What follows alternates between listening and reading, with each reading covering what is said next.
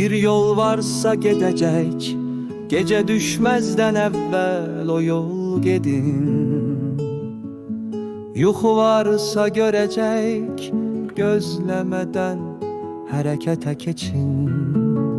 Zaman incitmir, heç vaxt gözlemir, her şey yok olur, heç vaxt dayanmır. Buna yaşamaq deyirlərsə, sevmeden bir yerde dayanabilmezsen. Ürək varsa sevecek, külək esse belə ürəkdən qucaqla. Sabahtan evvel bugün kucaklaş, xəyalların ellerinizden uçmasına imkan vermeyin. Eğer kimisə görmək lazımdırsa, getmezden evvel tələsin. Elimden tutmalısan, düşmemişten evvel elinizi uzatın.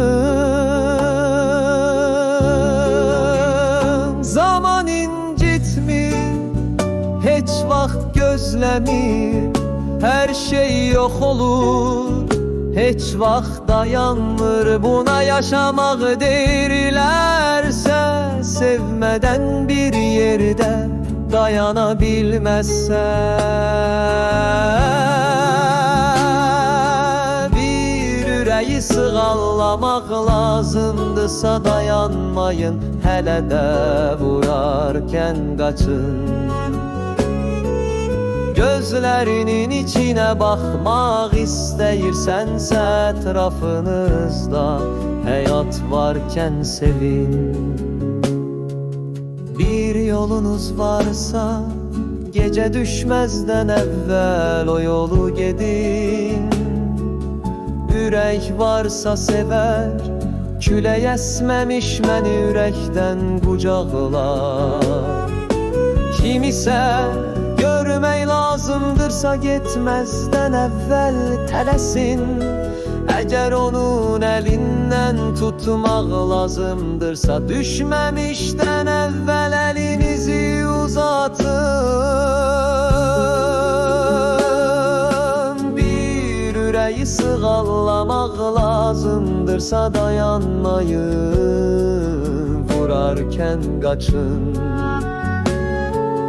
Onun gözlerine bakmaq istəsən, gözler görəndə qaçın və baxın.